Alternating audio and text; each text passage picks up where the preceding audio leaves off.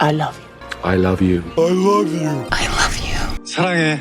I love you. I love you. I love you. I love you. I love you. I love you. I love you. I love you. I love you. I love you. I love you. I love you.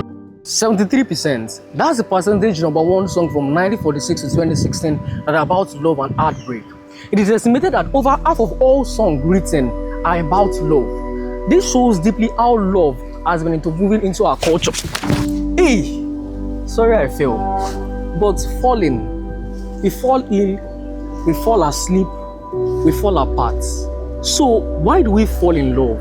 Why fall? It's just a feeling. It's just a feeling.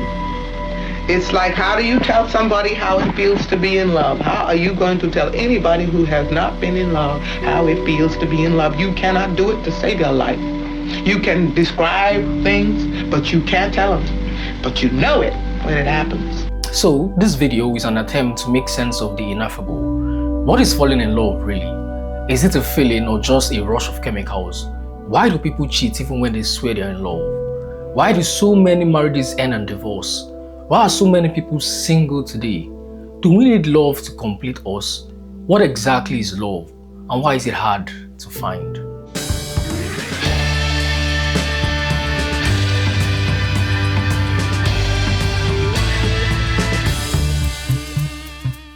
Different people have different concepts of what love is.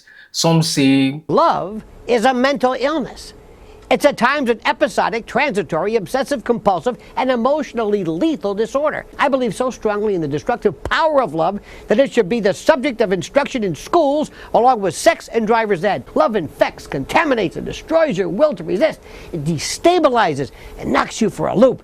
It's a singular, single-serve, client-centered, and individually targeted and focused cult. Others say, of course they do. It's just that what people call love is actually a series of biochemical reactions in the brain that fade over time. But to many, love is the most beautiful thing in the world. So we went out to ask more people about what love feels like to them.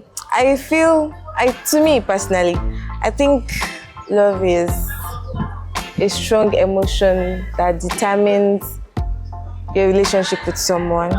Genuinely just feel like it's just a feeling. Yeah, mixture of chemicals. They say love at first sight. Yeah, it works for me. I mean, love at first sight works for me.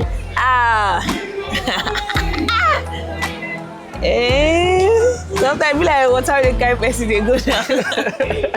You don't know what to expect because sometimes now water current, it can either be slow, it can be fast, they can be forced, and so it's kind of like that. I could risk my life for that person.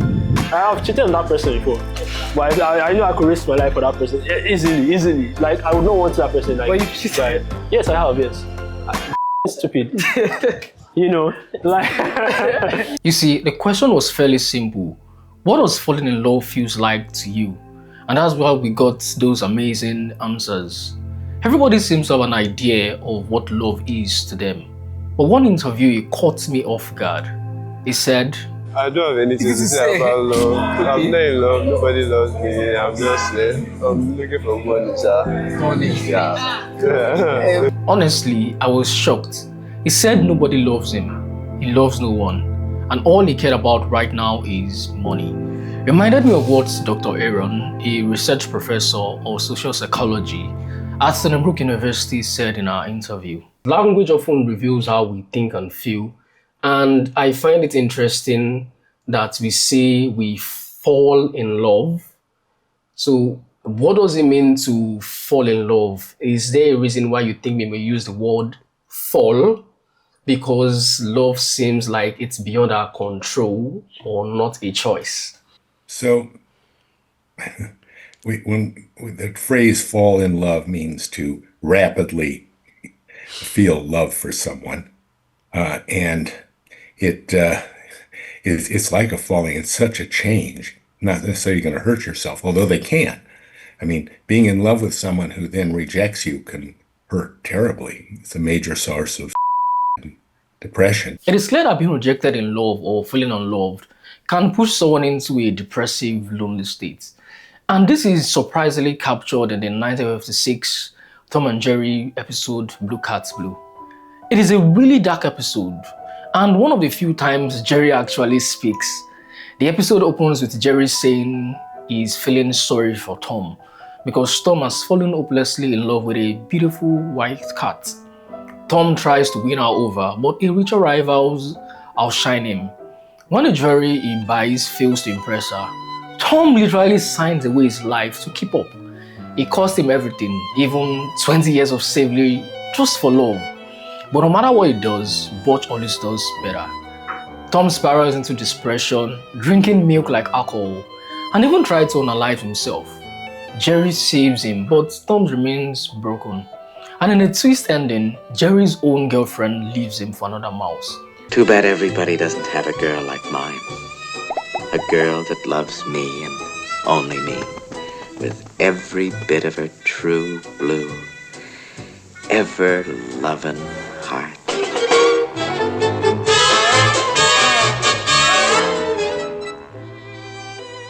The two of them end up sitting side by side on a train track, lonely and defeated. The screen fades into black. No happy ending, just heartbreak. For once, the cat and mouse rival were united in their misery. How sad is that?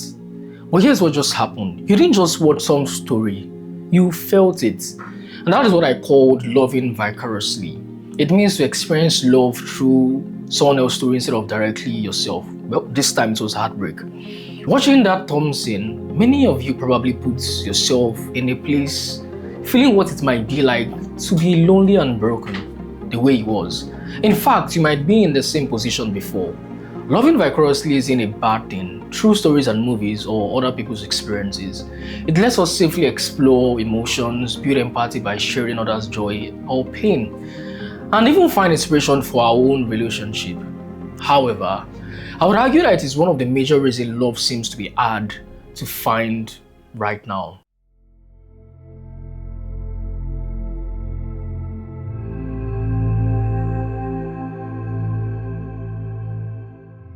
Have you noticed how shows about relationship, love, and dating are everywhere? Reality dating shows dominate. Even game shows these days involve dating. So the question is, why do people enjoy watching other people fall in love? The answer is simple: loving vicariously. You see, we live through the experiences of others. When we see those contestants do something bold and provocative, part of us imagine doing it too. And even if you don't watch dating shows, you're probably still doing the same thing. Think about scrolling through social media and seeing someone else's wedding photos. Those posts get thousands of likes, not because people are happy for them alone, but because many secretly want to be them. We want to be them so bad, we do it in a false reality. We picture ourselves in perfect moments. We fall in love through screens. Movies and TV romances create a kind of escapism that sets unrealistic standards and expectations. And this feeds into something the psychologist Barry Schwartz called the paradox of choice. Here's the idea: if you walk into a clothing store and see just two options, the choice is easy. You pick one and you move on. But if you are faced with 25 different styles and colors, suddenly it's overwhelming. You compare endlessly, feel pressure to pick the perfect one. And you might even live with nothing at all. That is what is happening with love now. The more global and more connected our world becomes, the more people have access to right from the little box in our pockets. Everyone starts to think there must be someone better out there. To choose love feels like to settle. This is the same problem with dating apps. The sheer number of people available to swipe destroys the entire point of finding someone. So many people would rather experience love vicariously than risk it in reality. It feels safer and easier. You still get the feeling of love, but without the vulnerability. And that's why we have what some call a loneliness epidemic. Not because people are alone, but because they are not. Love is hard precisely because it's not. And when we try to replace it with safer, second-hand experiences, artificial intimacy, not just artificial intelligence, is creating a situation where we are in some way planning our own extinction. So, what should be done? To love is to suffer. To avoid suffering, one must not love. But then one suffers from not loving. Therefore, to love is to suffer, not to love is to suffer. To suffer is to suffer. To be happy is to love. To be happy, then, is to suffer, but suffering makes one unhappy. Therefore, to be unhappy, one must love, or love to suffer, or suffer from too much happiness. I hope you're getting this down. Whether it's the gym mantra, no pain, no gain, or the Chinese proverb, first beat, then swede, the fact remains, love has pain. Now, I could just end this video by telling you to drop your phone and go find the one. Or if you have already found the one, to love them well. And yet, doing everything right doesn't guarantee success in the matters of love. Love depends on another person, which means there is only so much you can control.